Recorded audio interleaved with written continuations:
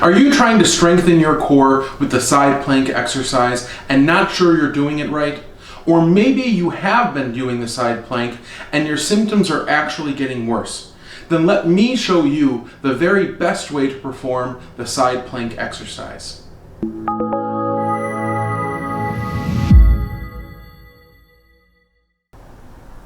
While there are a variety of ways to perform this exercise, we are going to focus our form and efforts on the way this movement naturally developed over the first year of all of our lives. As babies, all humans develop their posture and movement in generally the same way, and that follows from a specific set of movement and posture milestones that we all share, and believe it or not, the side plank is included in those milestones.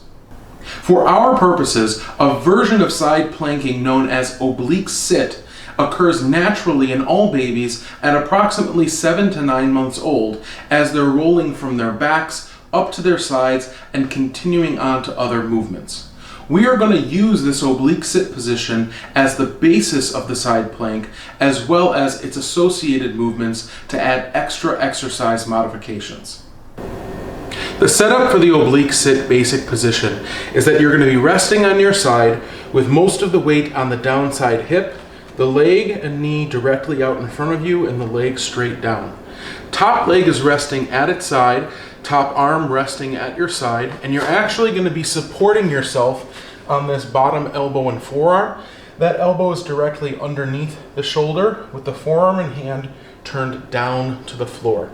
This is not necessarily the beginning yet. You still want to put weight and force through your forearm to lift yourself, your chest, head, neck, and shoulders up and away from the floor, and then slightly rotate your chest and top arm forward. My head is looking down, but it is relatively straight. This is my starting position. To continue the exercise, we are going to reach and rotate our chest over the bottom shoulder further, putting more weight into that bottom arm, forcing us to stabilize the shoulder and protect our upper backs. Again, one more time, we rotate, we reach, but we maintain the pressure through the bottom arm to maintain proper control and stabilization of the entire upper quarter. Remember, this is an exercise that involves the entire body. However, we're choosing to focus on the upper quarter, where the downside arm is functioning in support and stabilization, and the topside arm is functioning in movement and strength training. That topside arm, incidentally, can reach in any direction it likes, not just up overhead, but out in front of you, as well as even reaching behind. The next progression to the oblique sit position is to actually lift the pelvis up and off the ground. This is accomplished through continued reaching and weight shift of the bottom hip to this outside knee that enables you to lift up and off the ground. Look something like this.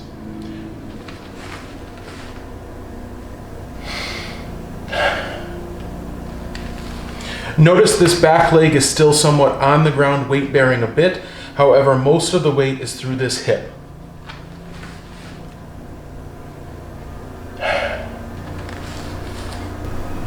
Now, this modification is simply an advancement of the normal natural progression to our oblique sitting exercise. As the child reaches forward, they'll continue to shift weight through their pelvis into their downside knee that enables them to lift themselves up and off the ground.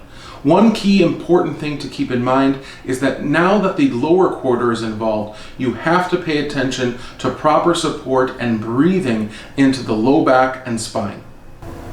The final progression for the oblique sit exercise is to not only reach forward and lift the pelvis, but also step forward with this top leg. It's going to look something like this.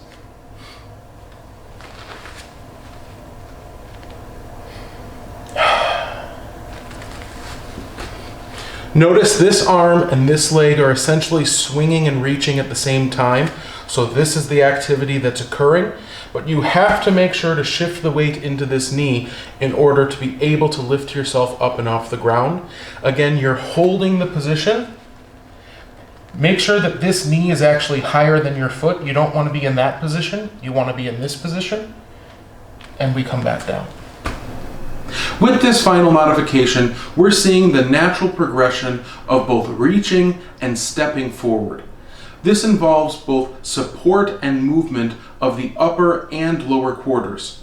With this type of a final exercise where all extremities are involved, we have to focus our efforts on controlling our spine, not allowing anything to sag towards the floor, as well as being able to maintain normal breathing throughout.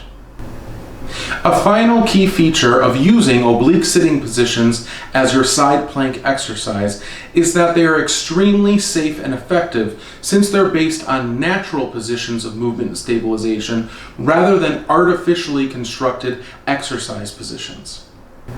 As always, if your particular symptoms seem to worsen as a result of performing these exercises, I suggest you stop, take a break, try them again at a later time.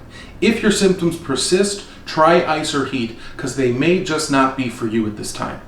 Now, if you're having any specific symptoms of the upper and lower quarter and would like a professional evaluation and treatment that comes directly to your home or place of business, then click the link in the description below and I'll see you soon.